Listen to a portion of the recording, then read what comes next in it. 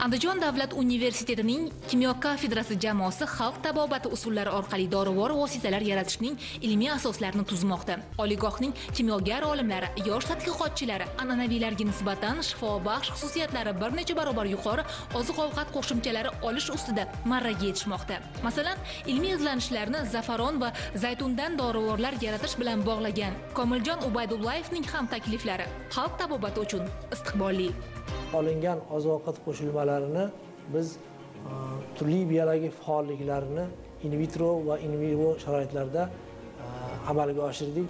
Qondagi qand miqdorini tushirish xususiyati sintetik preparat bo'lgan diabetonga nisbatan samaraliroq ekanligini yuzaga chiqdi. Shifobaxsh oziq-ovqat qo'shilmamiz yallig'lanishning turli ko'rinishlarida foydali ekanligi tajribalarda ma'lum bo'ldi.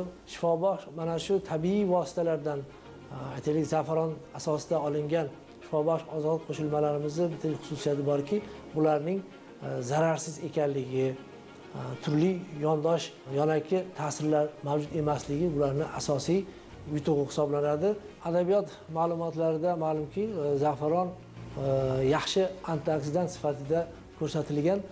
Antioksidantlar shunday birikmalarki, ular kislorodning faol shakllari va faol radikallar bo'lib, ular tanamizdagi turli to'qimalar hujayralarini, membranalarni yemirish va ularni shikastlash orqali tanada turli yallig'lanish va turli kasalliklarni yuzaga keltirishda faol ishtirok etadi. Ana endi ularga qarshi ishlatiladigan antioksidantlar esa ana shu kislorodning faol shakllari va faol radikallarni demak bartaraf etish orqali ularni demak zararli ta'sirdan tanani himoya qiladi va biz tadqiqotlarimiz mana 2,5 yildan ortiq davom etgan tadqiqotlarimiz asosida zafaronni turli mahalliy o'simliklar bilan birgalikda ulardan oziq-ovqat qo'shilmasi yaratish orqali demak uning antioksidant faolligini yana bir necha barobar oshirishga erishdik.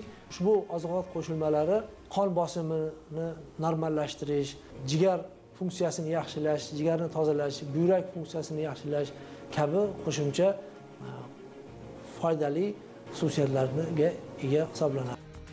Xususan zafaronni yana bir tanlashimizning sababidan bittasi bu keyingi yillarda bizning mamlakatimizda keng miqyosda ekilib boshlandi. Chunki buni endi O'zbekistonda zafaron yetishtirish aslida muhtaram prezidentimizning tashabbuslari bilan boshlangan va bugungi kunda bu zafaron mamlakatimizning turli hududlarida sinab ko'rildi, ekib bu demak bizning mamlakatimiz demak sharoitida yetishtirish uchun juda qulay ekanligini tadqiqotlar va tajribalar ko'rsatyapti. Bugungi kunda Amerika Qo'shma Shtatlari, Saudiya Arabistoni, Janubiy Koreya kabi mamlakatlarda O'zbekiston zafaroniga katta ehtiyoj bor. Chunki bu shunaqangi shifobaxsh o'simlik bo'lganligi tufayli katta qiziqishlarga sabab bo'lyapti. Albatta biz ham buni O'zbekiston sharoitida yetishtirilgan zafarondan foydalanib, xalqimizni turli mana yuqorida aytilgandek kasalliklarda qo'llash uchun foydalanishini